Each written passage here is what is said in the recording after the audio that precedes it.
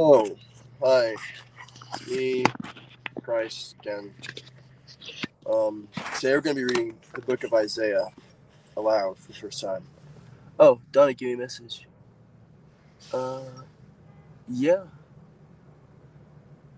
I'll text him back in a moment. Yeah, that's all cool, Donnie.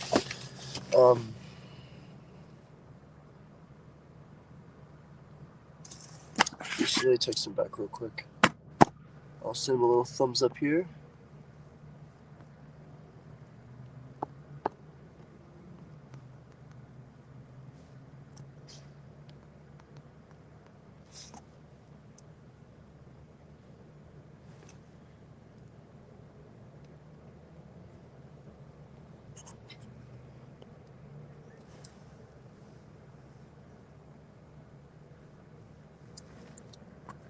So yes, sir, I'm streaming. Sorry, this is for the whole guys. You guys get to just know what my life is like. You guys get to know me. I was thinking that I was depressed before, and one of the biggest thing that actually brought me out was less so a philosophical argument, although I think that helps. Not a philosophical argument, like a theological, deeper understanding of things, understanding that that I actually play a role in the creation of the universe, and so saying if it's good or bad or not as a primary statement moving forward, just technically, I mean, you call it something else.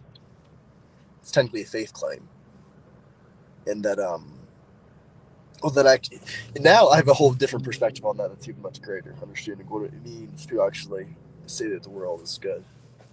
Um, what that means in the entire context of creation, and how God spoke at the beginning of time to create this world with His Word, and what it means to have the Word in flesh, and what it means to have the Word at the beginning of time, and what it means to have the Word be good. All of those things are very clear now. But back then, just understanding that, base point, it's like, oh, well, even if I'm unhappy, deciding that this place is bad is like retro causing it to be bad. You know what I mean? And I realized that, and so I started going in a different direction. And yeah, it's true. And yeah, simple point you could point out to people that you probably know like 60 people in your life. Each one of those 60 people knows 60 people, and each one of those 60 people knows 60 people. And that means you're 3 people away from knowing like everyone on the entire planet.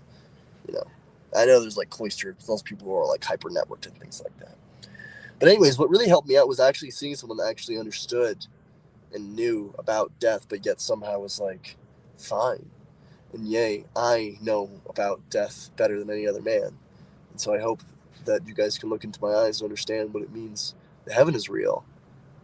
Because before it was just that, I can look into a man's eyes that knows of his own death and is yet still standing and yet creating, pulling something good out of nothing in some sense. But that's what God did at the beginning of time. We are made in God's image. And yea, when He tells us that creation is good and that we were made to be in a garden and not made for this world that we're in is fallen and ruled by Satan.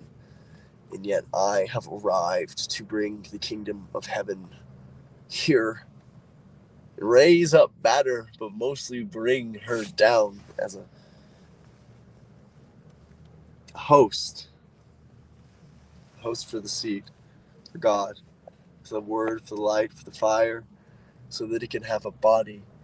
We can actually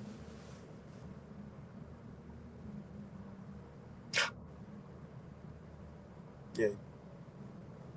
I don't know. Do you guys understand who I am?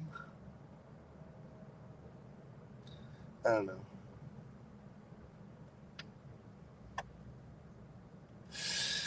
Yeah, it's crazy, Sometimes I worry about getting those dichotomies of explaining the relationship between heaven and earth right. Because, right now there's a lot of people who are talking about AI and are worried about AI and are kind of worshiping AI. And, you know, that's like transforming the land into water again for like renewal. It's actually like a very powerful tool, You know what I mean? It's like a new form of agriculture. It's like, yay, we're extracting out like water from earth and like knowledge from the earth, and it's like it's very, you have to be careful with it and things. And it's like, but you shouldn't let that rule over you, for lots of reasons, for lots and lots of reasons. But most simply, I'll just say that, you know, that's you know, there's a structure to the future, and it's partly it is captured in the biblical structure. And I don't actually know that how these will all finally lay out in Revelations, although they necessarily must be coherent with Revelations, and they won't be. It won't be in any small fashion, because in order for this place to exist, things actually have to come to a head. You know, if you have a body, things have to come to a head, and we're obviously in a body. I know that sounds like a simple way of putting it, but I'm talking about things on many different levels. I'm not just talking about metaphors. I'm talking about fundamental physics. I don't even like putting it like that, because it's like, no, I'm talking about my Father's word. I'm talking about creation. I'm talking about how creation works. I'm revealing it to you guys. And this is actually good to know. Um, yeah, whatever. Because, you know, some way I put it, you know, someone was asking me about mental health earlier, and I'm like, dude, your organs don't even exist most of the time, and especially not at night, which is why when you're reflecting and of good prayer and of good love, that you actually do heal greatly when you go to sleep. You know, it's because there's like genuine of unfolding and boundary flipping that happens when you go to sleep and then wake up again. Like, oh yeah, everything is the same today as it was yesterday. Yeah, I'm kidding. Whatever. I'm joking. There's a weirdness to that, though. There's a mystery there. You know, everything fades off into the metaphysical. I'll just say that, you know. But I keep saying this because these are important things to understand. Hey, Eric Garcia. Don't do drugs, kids. Okay. Yeah, sure. Their doctors are literally giving them fucking amphetamines and antipsychotics and fucking things that are actually the opposite of health, dude. Like, I'm fucking Gandalf. This is what I do. I'm telling you guys a story. Watch.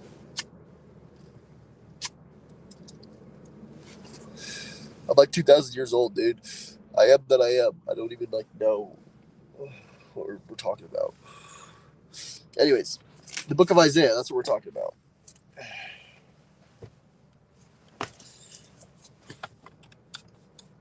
Yes.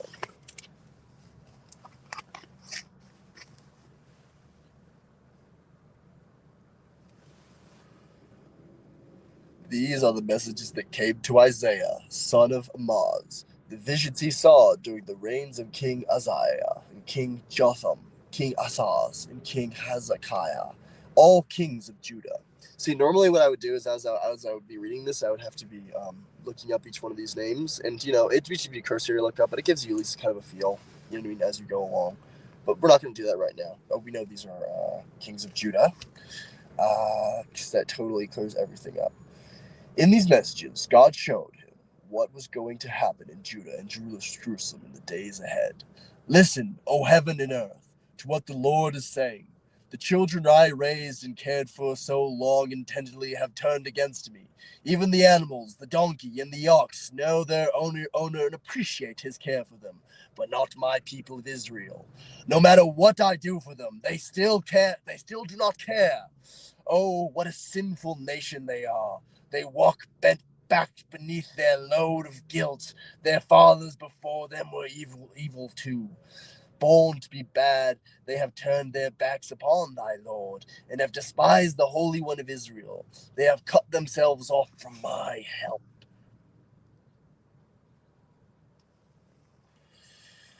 Oh, my people, haven't you had enough punishment? Why will you force me to whip you again and again? Must you forever rebel? From head to foot you are sick and weak and faint and covered with bruises and welts and infected wounds, unanointed and unbound. Your country lies in ruin, your cities are burned. While you watch, foreigners are destroying and plundering everything they see. You stand there helpless in abandonment like a watchman's shanty in the field when the harvest time is over, or when the crop is stripped and robbed. If the Lord of hosts has not stepped in to save a few of us, he would not have been wiped out of Sodom and Gomorrah. Oh, sorry.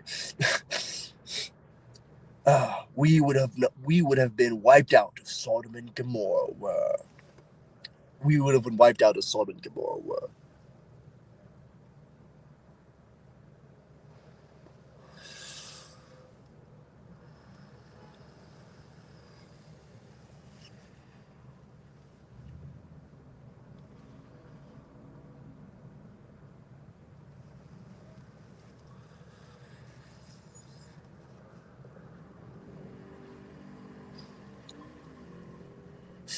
Aye, an apt comparison.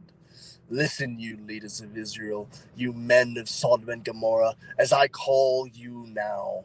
Listen to thy Lord. Hear what he is telling thee. I am sick of your sacrifices. Don't bring me any more of them. I don't want of your fats of rams. I don't want to see the blood from your offerings. Who wants your sacrifices when you have no sorrow for your sins? The increase you bring me is stench in my nostrils.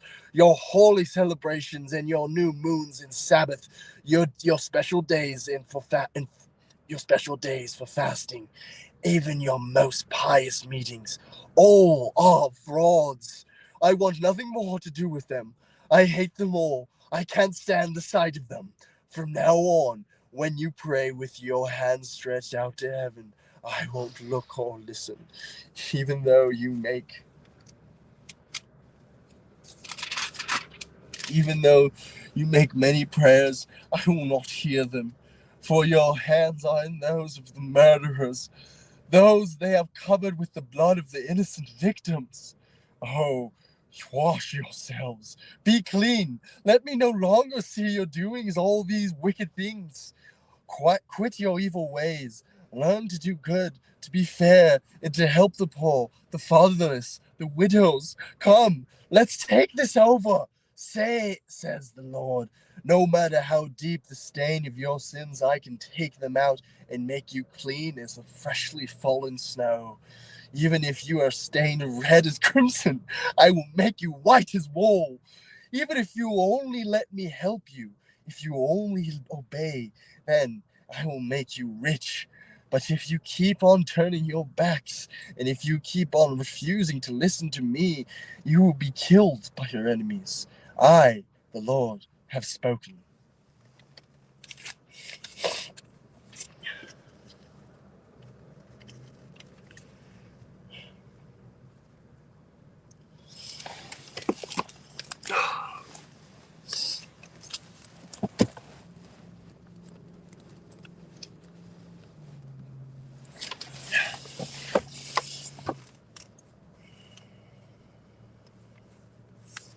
Jerusalem, once faithful, my wife, and now a prostitute running after other gods.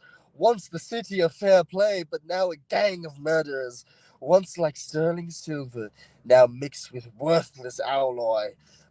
Once so pure, but now diluted like watered down wine. Your leaders, your rebels, your companions of thieves, all of them take bribes and won't defend the widows or thy orphans. Therefore, the Lord of hosts, the mighty one of Israel, says, I will pour out my anger on thy enemies. I myself will make you in a smelting pot and skim you of your slag. And afterwards I will give good judgment and wise counselors like those you used to have. Then your city shall again be called City of Justice and the Faithful Town. Those who return to the Lord, who are just and good, shall be redeemed. But all sinners shall utterly perish, for they all refuse to come. Shame will come after you, and you will blush to think of all the times you sacrificed to idols in your groves and of sacred oaks. You will perish like with a tree or a garden without water. Strongest among the strongest among you will despair like burning straw. Their evil deeds will spark that sets the straw on fire, and no one will be able to put it out. That's one.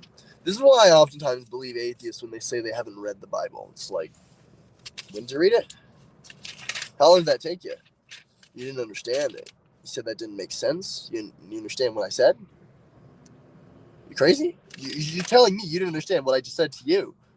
Like that's the accusation. That's what they say to me, and they want to say that their protection and their excuse is that, well, why would they make a Bible? It's so hard to understand these mysteries. These mysteries, what would they mean? And I must stand above these things. I stand upon what is Alpha and most Omega, and I'm not doing that for sex, definitely. But I'm a biologist. I only believe in sex and things like that. But I'm definitely not doing that because I don't believe in morality or whatever. I just want to do whatever I want because I want it or nothing like that. And I have no excuses. Because I haven't heard the word of God. How does that make sense? I'm pretty fucking loud, dude. That was pretty fucking loud. Did you read that? Did you fucking read that? Now let's go on to two. That was one of Isaiah. That was one. How many? How many is Isaiah? How many is Isaiah? Oh, many. Isaiah is actually many. This is another message to Isaiah from the Lord concerning Judah and Jerusalem. In the last days of Jerusalem and in the temple of the Lord will become the world's greatest attraction. The people from many lands will flow there to worship the Lord. Come, everyone will say, let us go up to the mountain of the Lord, to the temple of the God of Israel. There he will teach us his laws. We will obey them. For in those days the world will be ruled from Jerusalem, and the Lord will settle in international disputes. All the nations will convert their weapons of war into implements of peace. Then, at last, all wars will stop, and all military training will end. O Israel, come, let us walk in the light of the Lord, and be obedient to his laws. The Lord has rejected you because you welcome foreigners from the east who practice magic and communicate with evil spirits, as the Philistines do. Israel has vast treasures of silver and gold, and great numbers of horses and chariots, and idols, and the land is full of them. They are man-made, and yet you worship them. Small and great, all bow before them. God will forgive you for this sin. Crawl into the caves in the rocks and hide in the terror from his glorious majesty. From the day is coming when your proud looks will be brought low, and the Lord alone will be exalted. On that day, the Lord of hosts will move against the proud and the haughty and bring them to dust. All the tall cedars of Lebanon and all the mighty oaks of Bashan shall bend low, and all the high mountains and hills, and every high tower and wall, and all the proud ocean ships and trim harbor crafts, all shall be crushed before the Lord that day, and all of mankind will bow low, and the pride of man will lie in the dust, and the Lord alone shall be exalted. And all idols shall be utterly abolished and destroyed. When the Lord stands up from his throne to shake the earth, his enemies will crawl with fear into the holes, into the rocks, into the caves because of the glory of his majesty. Then, at last, all will abandon their gold and silver and their idols to the moles and the bats, and crawl into the caverns to hide among the jagged rocks at the tops of the cliffs to try to get away from the terror of the Lord and the glory of his majesty when he arises to terrify the earth. Puny man, frail as his breath, don't ever put your trust in him. The Lord of hosts will cut off Jerusalem and Judah's food and water supplies, can kill all her leaders, and will destroy her armies, judges, prophets, elders, armies, officers, businessmen, lawyers, magicians, police, politicians. Israel's kings will be like babies ruling childishly, and worse sort of anarchy will prevail, everyone stepping on everyone else, neighbors fighting neighbors, youth revolting against authority, criminals sneering at honorable men. In those days, a man will say to his brother, You have some extra clothing, so you be our king and take care of this mess. Oh, wow, wow, wow, wow. That is a great fucking line. In those days, they will say to his brother, you have some extra clothing, so you will be our king and take care of this mess. No, he will reply. Wait, there's more here. Wait, sorry, maybe. No, he will reply. I cannot be any of this help. I have no extra food or clothes. Don't get me involved. Israel's civil government will be in utter ruin because the Jews have spoken out against their Lord and will not worship him. They offend his glory. The very look on their faces gives them away and shoves their guilt. By the way, by the time when this is written, because everyone when they're talking about this is a Jew. A Jew would just kind of this is just kind of referred to as just like a common person. You know what I mean? So you guys are all Jews, you know.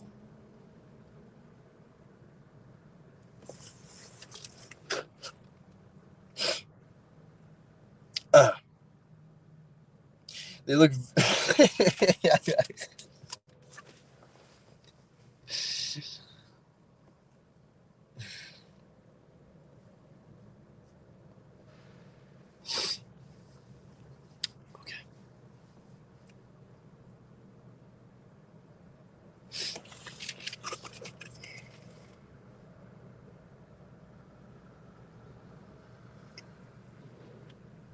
So what does that mean?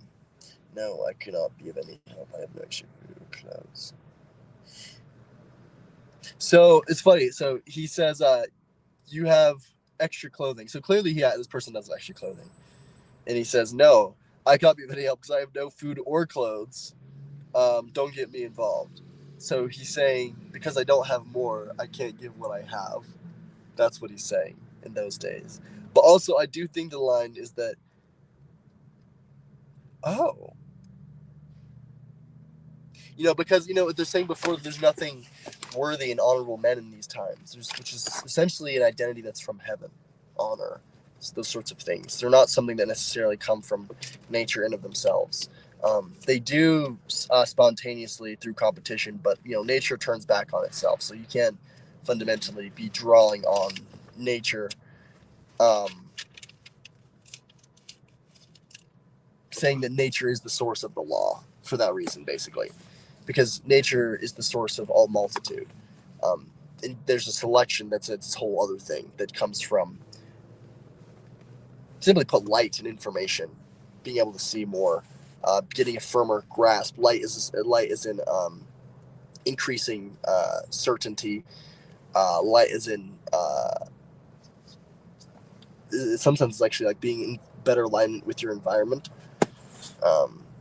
Those sorts of things.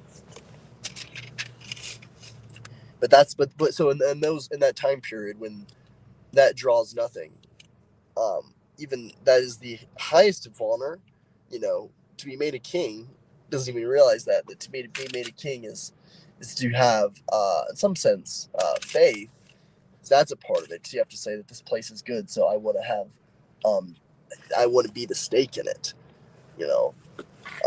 And yeah, it's funny because it's almost like people are even so foolish in their greed that he isn't even foolish enough that he realizes that if he takes the position of king, he can't see past his narrow mind that he could even reap some benefit from that. But yeah, everyone's so fucking confused and lost in fucking time, that they can't see a second before them. So everyone's psychopathic and acting nonsense like this, because this doesn't even make sense for a person, maybe like a psychopath, to turn that down. Um, yeah, yeah.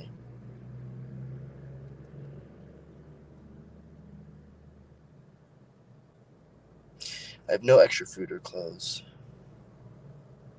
Don't get involved. Yeah, that's funny because he said, I don't have no extra food or clothes. Um, Israel's civil. These are jokes in the Bible. People learn. That's a little joke. Israel's civil government will be in utter ruin because the Jews have spoken out against glory. What and they boast of their sin is equal to the sin of Sodom. They are not even ashamed. What a catastrophe. They have all doomed themselves. But all is well for the godly man. Tell him, what a reward are you are going to get.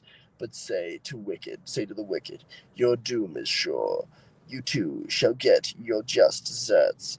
Your well earned punishment. Sorry, I need to reread this. I spaced out for a second. I have to actually, let's stop at 4 here. This is actually enough for me to read. Frankly, how long have we been doing this? 25 minutes? Yeah. This is why I take a long time to finish books and stuff, because, like, you see how invested I get with the things. If it's a well-written book, and I really only read well-written books because, especially with GPT now, the easier it gets to write and create books, the more nonsense is going to be in them. So you have to be more judicious about what you read. You can't just walk into a bookstore and go, "Oh, this is knowledge." It's like a lot of that's bullshit because most people are bad at their jobs, and especially the more abstract the job is, or the more certifications in some sense there is behind the job. And yeah, there's a lot in being an author in some sense. Um, that's not certifications. There's more arbitrariness, I guess. Especially because of these times, because everyone else is so unwise, they then select other things that are just equally just based on their own personal noise, and it's just everything, And then it finally converges on, how to get sex empowered in 3 easy steps. Oh, cool. That's all the books.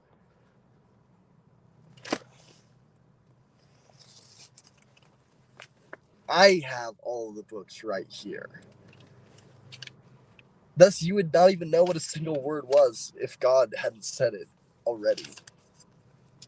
And yay, you guys are babbling and making no sense and fighting and don't even realize the reason why you're fighting is because you guys are, like, actually on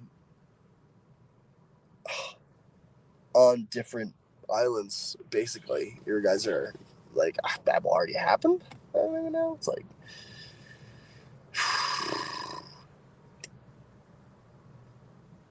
yeah, I don't know. Anyways, you guys, peace out. You guys have a great, or should I read more and take a break? Yeah, we'll take a break away to read more. This was, let's finish 4.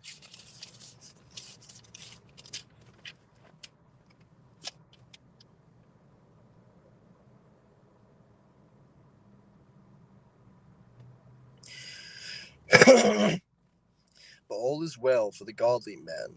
Tell him what a reward you are going to get. You are going to get, but all's well for the godly man. Tell him what reward you are going to get, but say to the wicked, your doom is sure. You too shall get your deserts. Your well-earned punishment is on the way. Oh, my people, can't you see what fools your rulers are? Speak as women, foolish as little children playing king. True leaders? No, misleaders, leading you down the garden of path and destruction. The Lord stands up. He is the great prosecuting attorney, presenting his case against his people. First to feel his wrath, and will be the elders and the princes. First to feel his wrath will be the elders and the princes, for they have defrauded the poor. They have filled their barns with grains of extorted from the peasants from helpless and peasants. How dare you grind my people in the dust like that? The Lord of hosts will demand of them. Next, he will judge the haughty, the Jewish women who mince along the noses, who mince along noses in the with wanton noses in noses in the air, twinkling bracelets on their ankles, with wanton eyes that rove among the crowds that catch the glances of men.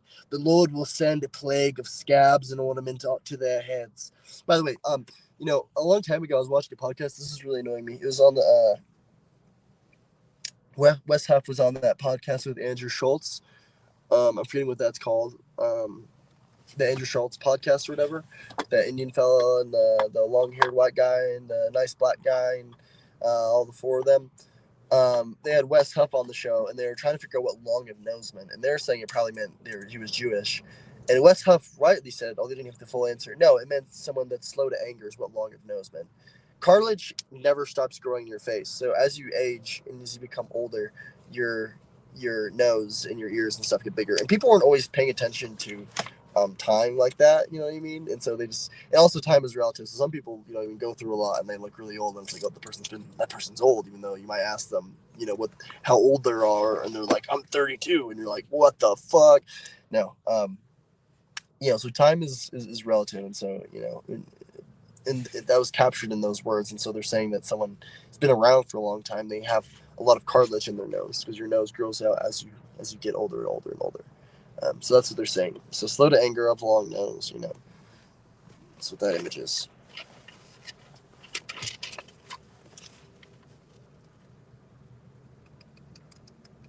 The Lord will send a plague of scabs and ornament their heads. He will expose their nakedness for all to see. No longer shall they tinkle with self-assurance as they walk, for the Lord will strip away their artful beauty and their ornaments, their necklaces and bracelets and veils of shimmering gauze.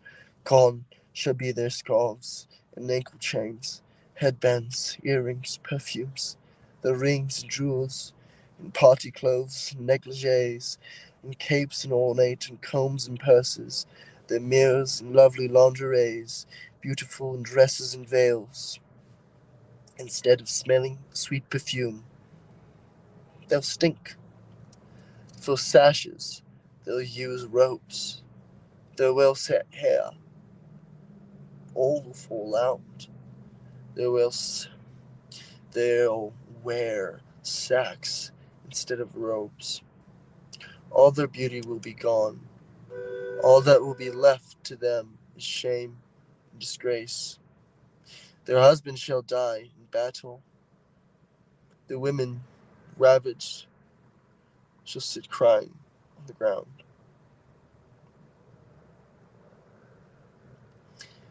At that time, so few men will be left alive that 7 women will fight over each of them and say,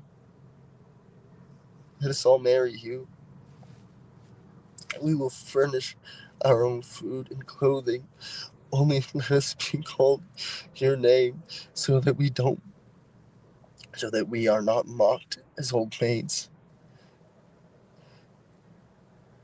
Those whose names are written down to escape the destruction of Jerusalem will be washed and rinsed of all their moral filth and by the horrors of the fire. They will be of God's holy people, and the land will produce for them its luscious bounty and its richest fruit. Then the Lord will provide shade on all of Jerusalem, over the home, over every home and its public grounds, a canopy of smoke and cloud throughout all the day, the clouds of fire, at night, covering the glorious land, protecting it from daytime heat and from rains and storms. That is beautiful.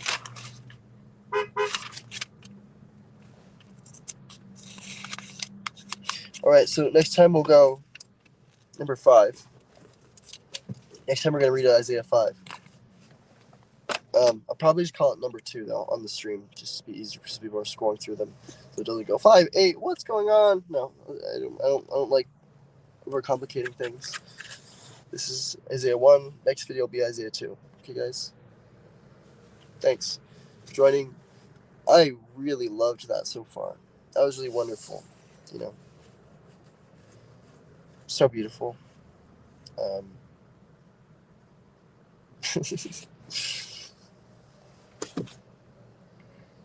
So yeah.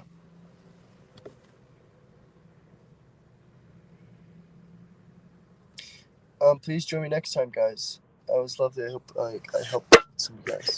Bless you. I forgive you. I love you.